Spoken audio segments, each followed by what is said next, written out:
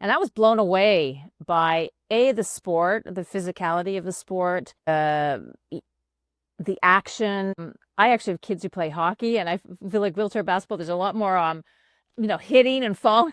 But it was super fun. But most importantly, it was amazing. There was probably 12 to 15,000 people in the stadium at every game. So it was just to see that fandom behind all the wheelchair basketball games. I mean, we went to a game on a Sunday night at 9 p.m. and it was Spain-Canada women's game. And we just thought, oh, it's, it'll be, friends and family. The place was hopping. It was, 11 or 12,000 people in the stadium, and it's only a 15,000 stadium. So that seems really full. And it was just electric. The fans were into it. It was really fun. So for me, that was just an amazing experience.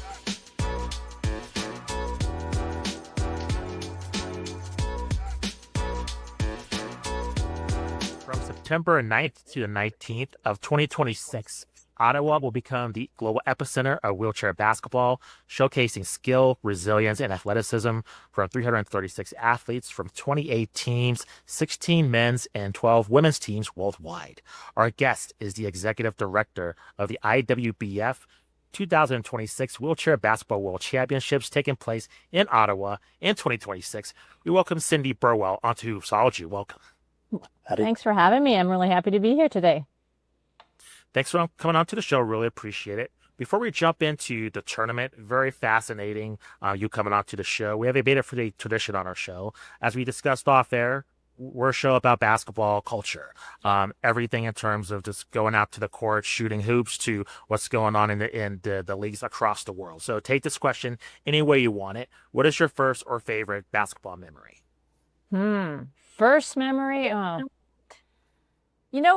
have a lot of memories. I actually played basketball in high school, so it was it was kind of a growing up thing. But I think I only discovered wheelchair basketball about a year ago when I took this job. I'll be perfectly frank. I come from an event management background, but not a wheelchair basketball background. So I took this job and really discovered wheelchair basketball and started playing it, which is, if you haven't tried it, it's not easy. But the best experience I had was we went to the Paralympics in Paris last September to check out some of the sports, and specifically the wheelchair basketball. And I was blown away by the sport, the physicality of the sport, the action. I actually have kids who play hockey, and I feel like wheelchair basketball, there's a lot more hitting and falling. But it was super fun. But most importantly, it was amazing. There was probably 12 to 15,000 people in the stadium at every game. So it was just to see that fandom behind all the wheelchair basketball games. I mean, we went to a game on a Sunday night at 9 p.m. and it was Spain-Canada women's game. And we just thought, oh, it's, it'll be, friends and family. The place was hopping. It was, 11 or 12,000 people in the stadium, and it's only a 15,000 stadium. So that seems really full. And it was just electric. The fans were into it. It was really fun. So for me, that was just an amazing experience. And one we certainly want to try and replicate in September 2026 in Ottawa, is to get that really amazing experience of fans behind all the athletes. And I think for the athletes at that point too, they would all say that was just such an amazing experience to have that kind of a fan experience. So can you lay out how the tournament works and just the framework of putting this together, just for new viewers of the sport that might want to check it out? Just how does it work? How does it all lead up to what's going to happen in 2026? Well, it's a lot of work. So Wheelchair Basketball Canada is the national sport organizing committee that runs up wheelchair basketball across Canada. They bid on hosting this to the International Wheelchair Basketball Federation. And so we won the bid, and that was a number of years ago. And since then, it's just been all points leading forward to managing this event. So, putting together an event of this, the first steps are you got to book your venues. You got to have venues that meet the criteria. We need, for this event, because there's 28 teams, we have to have two competition venues. We need 4 practice venues or practice courts as well. Our city of Ottawa doesn't have a facility that has 6 courts in it. It doesn't have many facilities that even have 2 courts in it. So first step was like getting the venues sorted, getting practice courts sorted. We're actually bringing in courts and putting them in a convention center for the practice courts, and then we're using TD Place Arena, which is where our Canadian basketball league team plays from Ottawa, and we're using one of the universities in Ottawa, which is Carleton University, as our two competition venues. And Carleton's one of the most well-known universities in Canada for basketball, so it's a great venue for that.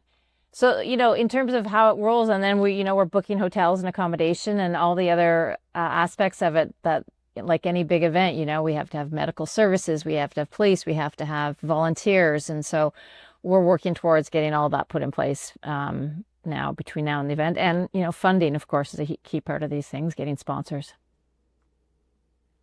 I remember first hearing about wheelchair basketball, and there was I want to say a documentary a while back with a men's team.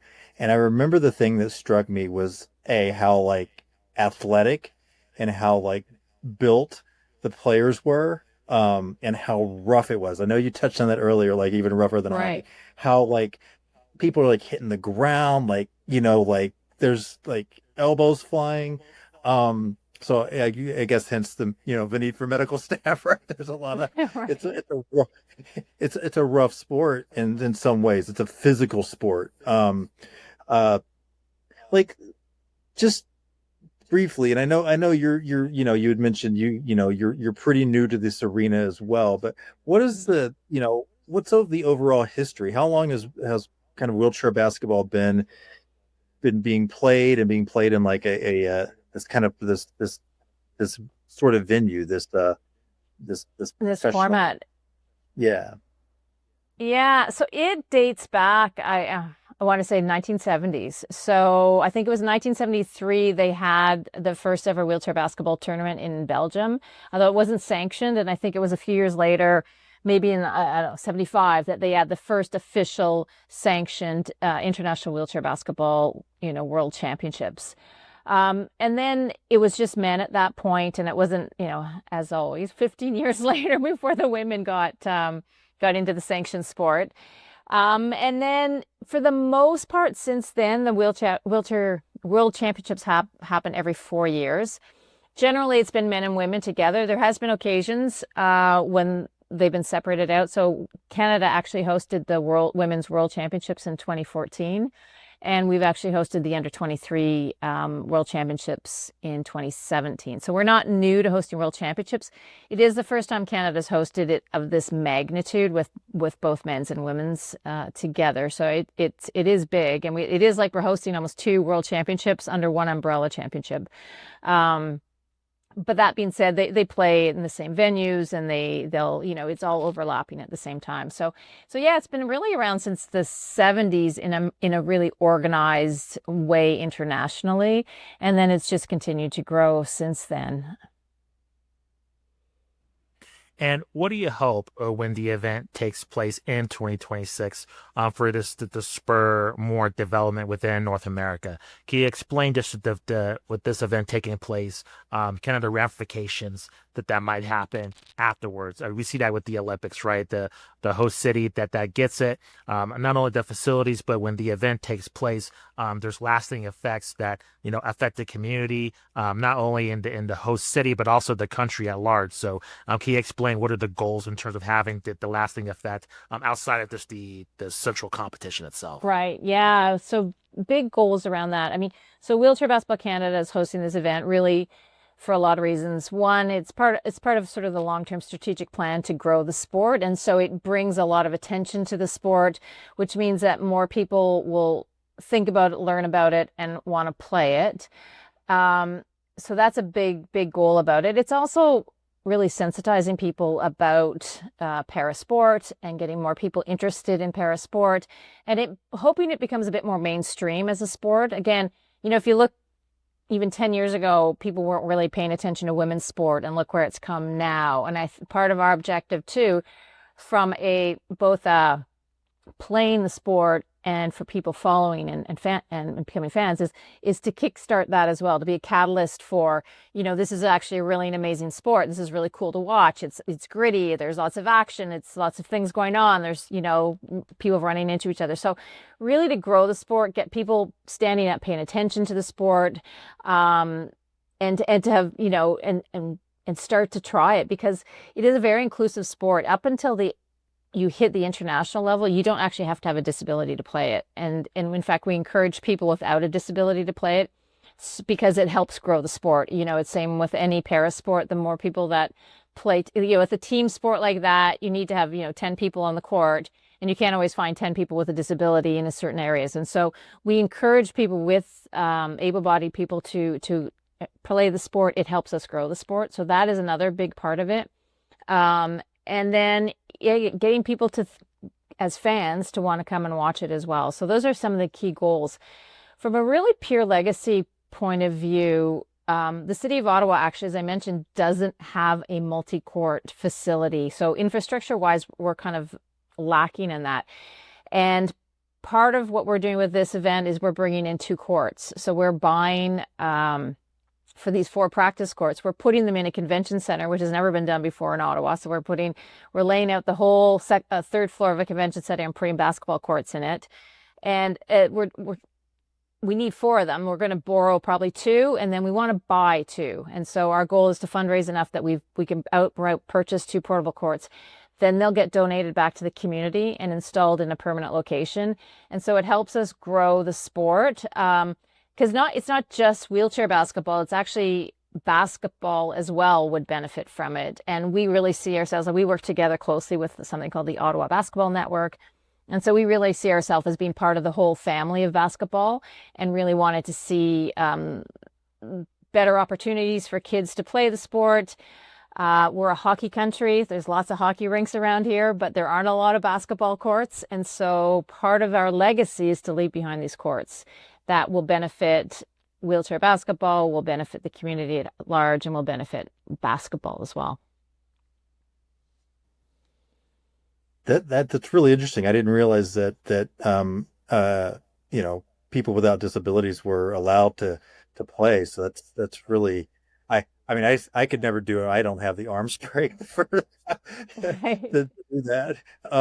But thinking of like the upcoming World Championships,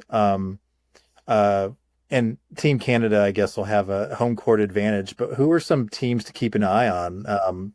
Who are some of the teams that are the really good teams out there that we should all be keeping an eye on when we're watching? Absolutely, USA. They're very strong contenders. I'm pretty sure they were gold at the Olympics, Paralympics. Great Britain, another great teams. Men's and women's teams are very strong. Netherlands as well has been very, very strong, especially in the women's category. And China. China was pretty strong at the Olympics. So those are some of the teams that will definitely, you'll be watching for those for sure. And, back to your comment, I have to say, when you say, you couldn't do it, it's very humbling when you sit in a chair and shoot. Because I don't know what everybody knows, and maybe you're going to ask this, but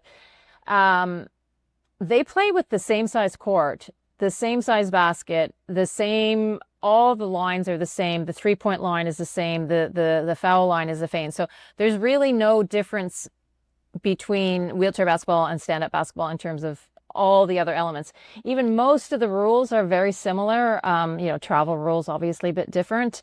There's some other variations, but for the most part, it's the same. And so it's super humbling. The first time I sat in a chair and tried to shoot a basket, it's really hard. I mean, it's a whole different way of shooting. And the game itself, I found, is really strategic. I almost keep feeling like chess. Like, it's how you position yourself on the court and blocking people out. Like they actually set up to block a chair so someone can't move it. And so it's a really interesting game to watch. Like it is very strategic. And yet at the same time, it's still on the same size court as stand-up basketball. How can able-bodied people get involved? What is kind of the best method in terms of trying it out? Just very curious. I find that very interesting. You and Allan mentioning that. Right. What is kind of the best method of going about that if they want to give it a try? Well, I mean, certainly bigger communities, they have clubs, they have wheelchair basketball clubs, and for the most part, they're open. Some places have try-it sessions, so Carleton University, I mentioned that's one of our host facilities. It's one of our competition courts. So they actually have a wheelchair basketball club in there and in their facility that, practices once a week. So people can join, come and try it. They're always looking for more people to come out and join. So depending on where you are, there's clubs. We have clubs across the country. Certainly in Canada, if you go on the Wheelchair Basketball Canada site, and you can find a club in your province or in your region. Can't really speak to the U.S., but I mean the U.S. Wheelchair Basketball Association is huge. So I imagine there's lots of ways to get involved there. And what we are also doing in Canada to try to get more kids aware of it is we have a school program. And so we started in November. So we go to schools 4 days a week, and basically we hijack a gym class. And we come in where we have 20 chairs, 20 of the chairs. Of course, it's specialized chairs. It's not the same chairs that the athletes use for day use. We come in with 20 chairs, we take over gym class, we teach kids all about diversity, inclusion, we get them a little more sensitive about people with a disability, we teach them about that. Of course, we talk about the World Championships coming. And then we teach them the skills and drills of how to play wheelchair basketball, and they generally finish off with a game. So we've been targeting kids anywhere from 12 to 18 for that program. We go 4 days a week, and it's a great introduction for kids in gym class. And our long-term goal with that is that at the end of this tournament, we'll still have these 20 chairs. We may not have the resources to manage this program ongoing. It will, that all comes down to having the resources to do that. But we would love to start a program where we can go in and teach the teacher, and they can, rent our chairs. And that our goal is really that wheelchair basketball becomes part of the phys ed curriculum, just like any other sport. Because, typically they teach, volleyball, basketball, track, whatever it is. We want wheelchair basketball to be a unit in regular gym class. And that's one of the ways we see it being able to grow across the country. That's awesome. I think my kids would love to do that. I mean, they love the little different units. And I think children are so, open in ways that sometimes adults aren't, to trying new experiences and trying things. So I think it's really cool. So you were talking a little bit about the inclusivity. So what are some of the challenges that you've come across with like accessibility and inclusivity when it comes to kind of getting everything set up for the tournament? Yeah, well, that's a big question. So, I mean, let's face it, our world is not that inclusive anywhere. It is, and we're no exception here. So a lot of our challenges is making sure our facilities are ready, that we have, that all the dressing rooms are wheelchair accessible, that they can get in and out of showers, no problem. Hotels are always an issue because there's no hotel that can accommodate 336 athletes all in wheelchairs. But so the athletes adapt a little bit and have to share showers and rooms sometimes that have accessible services. But we're working closely with our city partners. Funny, in Canada, Ottawa Tourism has a major sports events division, and that kind of is who our partner is in managing this. And they've launched a program in view of this where they're working with the various stakeholders in the city, be it, the hotels, our venues, restaurants, et cetera, and helping them do an audit, identify where their shortcomings are so that between now and then they can get ready for it and put in some ramps if they need to. They can put in, they can be prepared in terms of, restaurants that have spaces for wheelchairs to move around and that sort of thing. We're also planning to launch a whole training program with frontline staff. So, it's a fine line between offering too much assistance and not enough assistance. And so training people in just really good customer service in working with people who have a disability. And there's so many disabilities as well. And so understanding all the various disabilities. So that's a big part of what we're doing. And also having to train all our volunteers in the same aspect of, working with people with a disability, that they have just slightly different needs. So that's a big part of what we're doing going forward, which also is part of our legacy, because all the infrastructure changes we make now will impact our athletes coming to the event, but it's also going to be a long-term impact for the residents of the city. It's also going to be a long-term impact for any kind of tourists that come to the city in the future. So that's one of the things. And we also work with another organization called Access Now that has an actual app. So people coming to the city have an app and they can go, I want to go to, this restaurant, or I want to go to this store. Is it accessible? And the app will tell them. And so they've mapped the whole city and have identified what areas or what stores, restaurants, other hospitality type of areas have been deemed to be accessible already. So it's a big task. And our biggest challenge of all is transportation, because there's very few buses available that can accommodate that many wheelchairs. So we're working towards that, and we have a good bus partner who's actually has lifts and is willing to take chairs out on one side of the bus, so that people can maneuver in. I mean, there are athletes, and so they're really can move around and they can get in and out of chairs. They just have to have the space to do it. So those are being our biggest challenges. So I think a big part of the legacy. I mean, as you mentioned earlier, these events are so much more than the competition itself. So all of the work we're doing to prepare for this competition is going to have such long-term impact on the city and on the residents here. So for those who want to check out the tournament, what are ways that they can view it, both in Canada and then internationally as well? Right. So we're going to have it'll be streamed. It'll be live streamed. So all the games, we have 94 games going simultaneously in 2 different courts. So we'll be streaming all the games every day. Probably we're still working through who our broadcast partners are going to be and how they're going to be broadcast, but definitely we'll have a YouTube, and all the feeds will be distributed out to the various countries, so that a USA partner can pick it up, Germany can pick it up. So we'll be providing the feed internationally to all the participating countries. And then for those in the city of Ottawa, we hope they'll come right out to the event and show up and see it live. And for fans who might be attending and might be watching this for the first time, are there any impressions that you want them to have when they're checking it out? This seems like this is a massive event. What do you hope that the lasting impression that they have if they're a first-time viewer or watcher of the event?